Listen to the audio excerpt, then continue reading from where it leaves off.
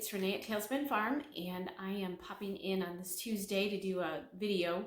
I wanted to do some works in progress that I'm working on right now, and I'll show you where I'm at on those.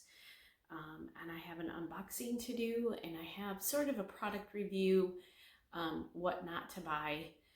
And I thought we'd talk a little bit about some of the crazy things going on in the world today and just give you some ideas as a creative person myself, what you can do during these times. So I thought we'd talk a little bit about that. So let's jump right into this. I got a new, last week when I videoed my phone stand, my tripod had broke. And so I have a new tripod and I have a new little doohickey that I can run it with. So that's kind of nice. And that will help me today. First, WIPs. I am working between a couple right now. I have yarn started for a couple more, but I'm not even, I have yarn, I have all the stuff I need, I haven't even started them. So I thought I'd show you these real quick. Everything I talked about today, I will try to remember to link down below. I do have an Amazon Connect. The unboxing I'm going to do, I have a code for that, and the different patterns that I'm using, I will link those also. The first thing that I have been working on for a while, I've been picking this up randomly, is the French press cardie. And it's this one. This is a paid pattern. I got this off from Ravelry, but this is TL Yarn Crafts. Tony does this, and she has, I love her stuff because she has made crochet cool. There's been a time frame here where knitting was all the rage and everybody knit, and there weren't a lot of there was more crocheted house stuff like pillows and blankets and all of that, and there wasn't a ton of crocheted clothing or hats or anything. And there are some sites and some ladies that are doing all of that now, and I really appreciate that. So she has crocheted sweaters and hats and scarves and shawls, all kinds of stuff. So and she has some fantastic how-to videos on her channel. I'll link it below. So I have not gotten very far in this. I am on the left panel of the, I haven't even pulled it out in a while. This is as far as I am right now. This is the left panel of the sweater, left piece. And I bought, they had a crochet along with this, and they have recommended yarn in here. I bought Lion Brand Heartland yarn to do this, and it's working out pretty well. Get this stuck. And so she has recommended yarns to use, but this is the one I chose. And this is just a straight, simple crochet. She does a lot of Tunisian crochet stuff, which we're going to talk about a little bit later. And this is just a regular crochet hook. So that's one project I'm working on, and this will be hopefully done in time to wear it this spring before it gets too hot this summer, but we'll see. The second WIP I have for you today is from my February Yarnier box, which is, they had mittens for February. Those are the knit ones. I like the Yarnier box because they send both knit and crochet patterns for the projects. You can pick what you want to do. And as a knitter and a crocheter, I like that with this box. So I'm actually doing the crocheted ones. There's the picture. And so I started the one and I got messed up on my numbers. Don't ask me how, but typically these are the kind of projects I sit at night and just work for hours on, and I need to go back. I think I messed up somewhere right in here, and I dropped a couple stitches, or there was a thumb hole gusset, and I think I messed up right there. So I need to go back on this one. So before I tore this one out, sometimes I just go and start the second one, and this one's going together just fine. So I am doing the bigger size. They had a small, medium, and a large, extra large, and I don't have really big hands, but I started with the small, medium and decided to go up on the size, and it's perfect for me. So I am almost done with this one. I have to finish off the top and then do the thumb hole, or the thumb, yeah, the thumb gusset. And then I will rip back my other one that I am almost that far on and recount and see if I can catch up where I messed up. So those are the other ones I have in working. And those are also crocheted mittens. So these should be done. I don't know if they'll be done before. I see we have snow coming into Michigan next week sometime again. So we are still chilly, and I can still wear mittens. I usually walk every day, and mittens are still a necessity right now here in Michigan. So I will get some use out of those this year yet, I have a feeling. I even made lists today for you guys because I had stuff I want to talk about. But we will move in. That's all the WIPs I brought today. And again, I have a few more that I'm always working on Angora stuff. This is the stuff that I sit at night and do typically, or when we're in the car. These are the ones I take along with me in the car. All of my Angora stuff I typically work on during the workday. So while I'm grooming rabbits and spinning, although the last couple of days I haven't, it's been a weird week. So I will work on my Angora stuff during business hours here, and then at night I pull out all these other projects, or when we're traveling, I'll take them in the car. So I have an unboxing. This is my Yarnier box, and I just popped it. I haven't even looked at it yet. This is a monthly subscription box, and again, I already said this comes with knit and crochet, which is why I like it. I've gotten some of the other boxes, and I love to get the boxes in the mail, but this one I prefer over the rest of them right now because this one has both knit or crochet projects, so you could pick which one you would rather be doing. And this is from Vicki Howell, and I do have a code. I think it's for 10% off. I will pop that down below that you can get 10% off your first box if you'd like. So this month is washcloths, which is really neat. Washcloths are one of those things that are great things to learn on, especially right now with the way the world is. It's a great time to learn a new skill, and washcloths can be one of those things that you can make as gifts. If you make homemade soap or know someone, we all know someone who makes homemade soap, you could get some of that in a washcloth that you made and give it to someone, and those make perfect gifts. So this month comes with, and these are more intended, this beautiful yarn too. This is organic cotton by Blue Sky Fibers. These are more intended as bath cloths, not dishcloths. But you could get the cotton from Walmart or ordered off Amazon right now to make dishcloths, and just use these same patterns in here. So this is a beautiful organic cotton. It's sort of a taupe and a white color, and it is really soft. So these are going to make beautiful, beautiful washcloth. And again, she has the knit version, which is there. And then in her little booklet, she has the crocheted version right there. So, and I know she supports a lot of small businesses with her boxes. So typically when you get, here's a Blue Sky Fibers, is the yarn. Typically each month you get a few extras in the box along with a pattern in the yarn. And I didn't wear my glasses.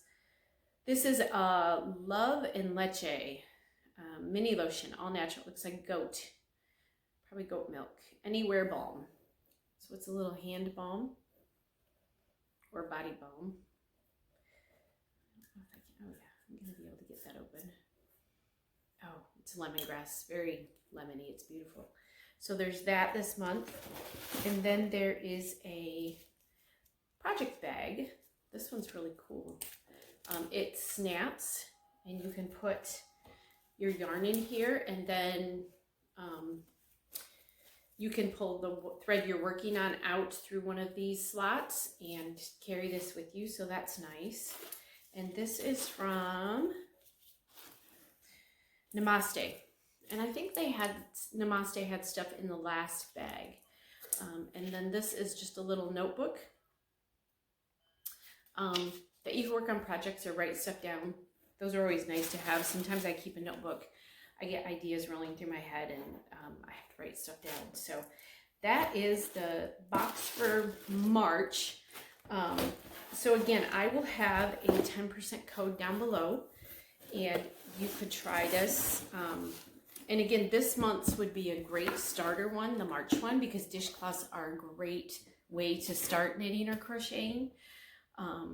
And there are so many YouTube videos out there of how to knit and crochet, and with all the extra time everybody has on their hands right now, maybe this might be a great time if you're at home and you're wondering what you're going to do for the next few weeks or however long this goes on.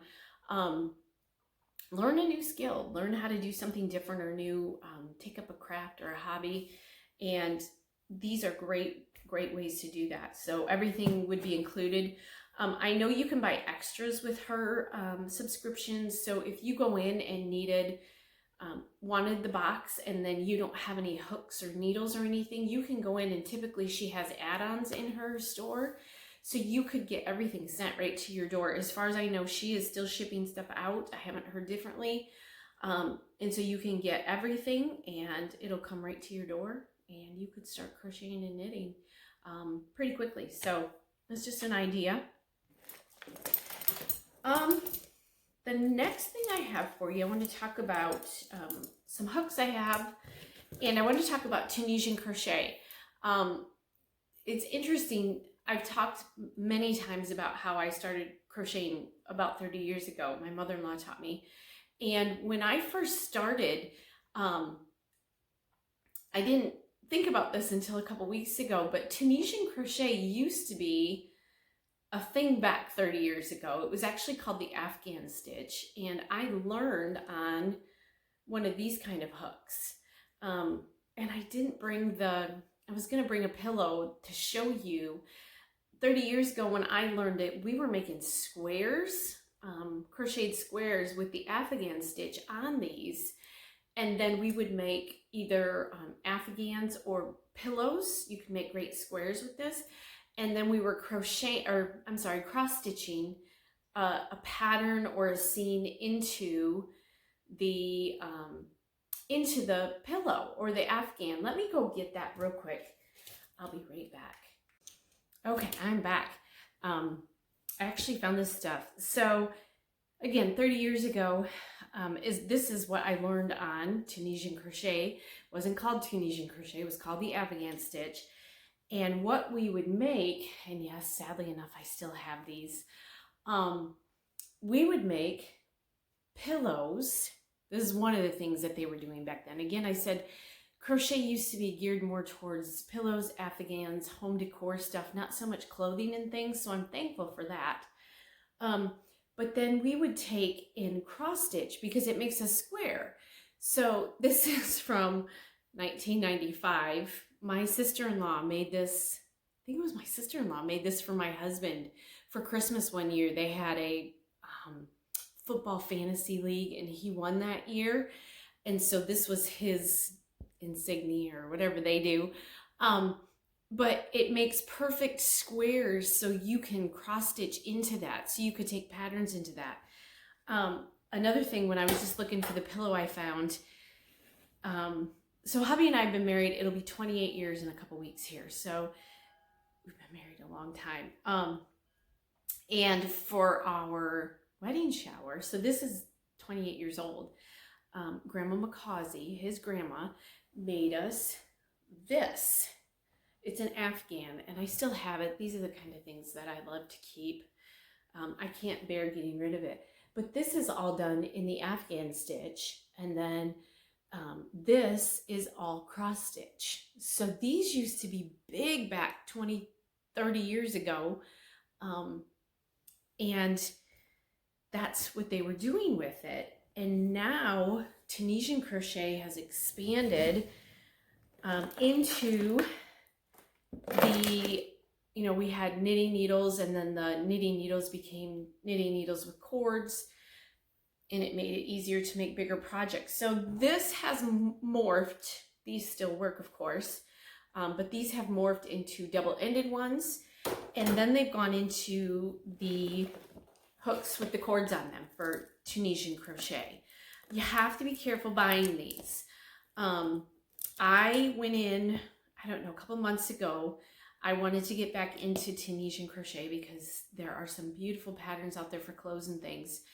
And I went on and ordered off Amazon, and I ordered a set of hooks. And I think, I'll have to look again, but I think these had like 4 or 5 star review on Amazon. And I thought, oh, that'll work. And I got them. These don't work at all. These were the set. They came in and they just came like this. They were wrapped in a rubber band. I had pulled them apart. And I will not be using them because I can't use them. They are, let me see if I can find one big enough to show you. If you look there, do you see how there's no hook on the end of these?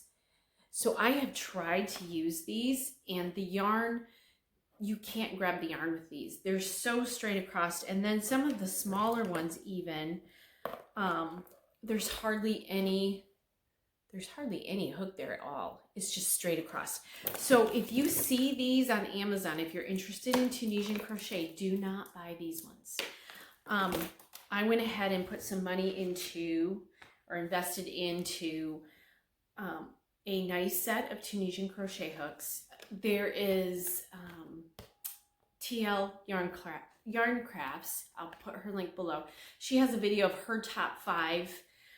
I think this was one of them, but I think even since she's done that video, there are a few different versions of them out there.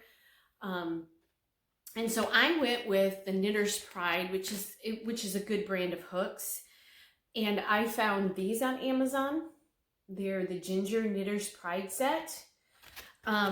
These are going to set you back a little bit on money, but it's an entire set. These were I think they were 89 something, so $90 for this set.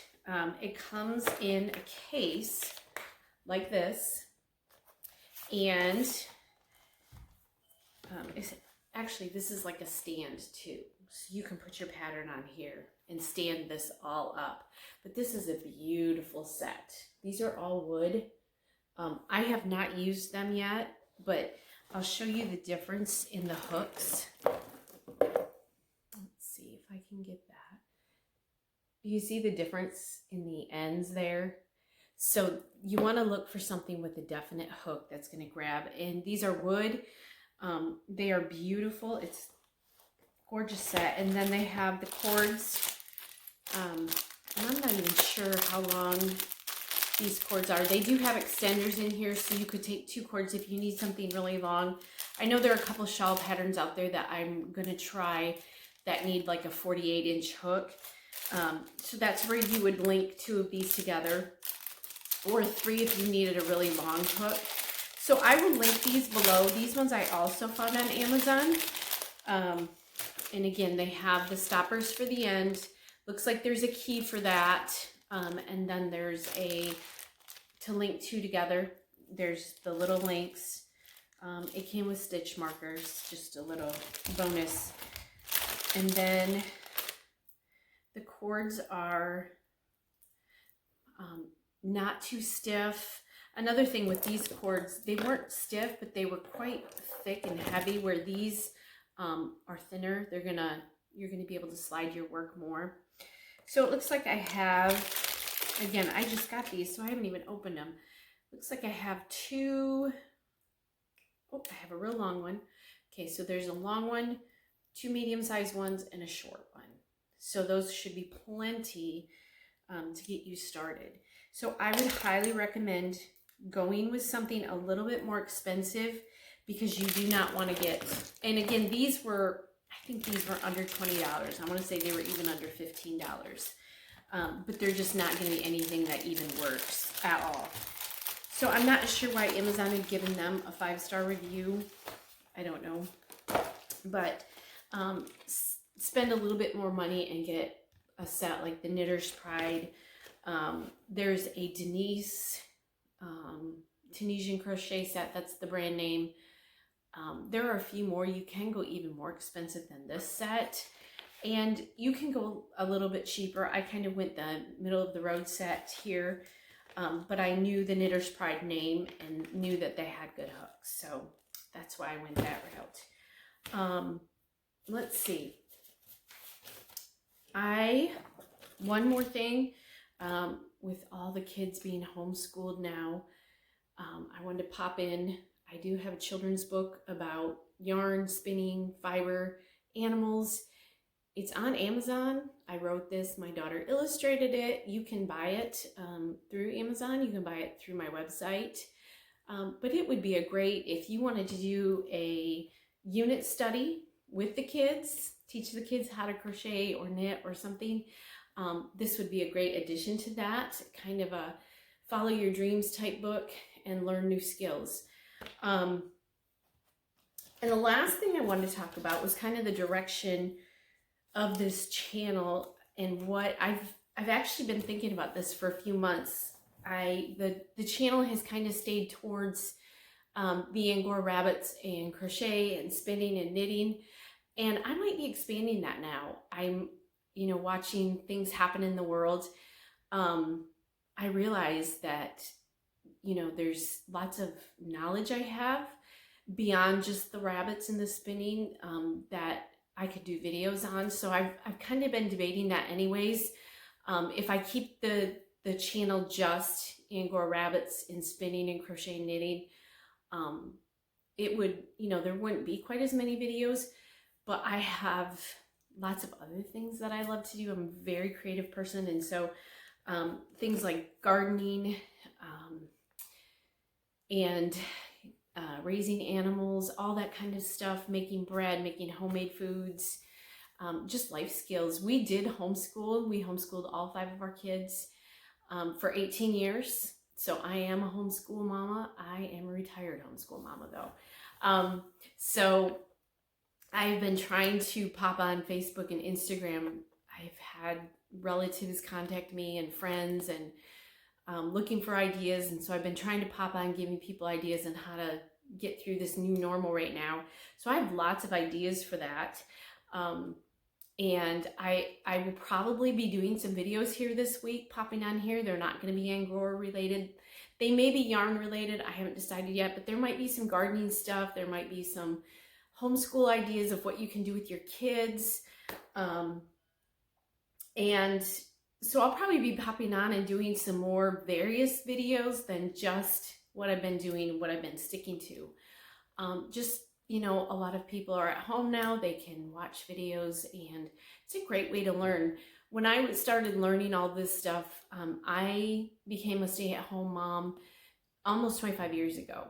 And when I came home, it was library books, because the internet just wasn't what it is today. And what a fantastic tool we have to learn new skills. And we all have that ability. So maybe now is the time to do those things.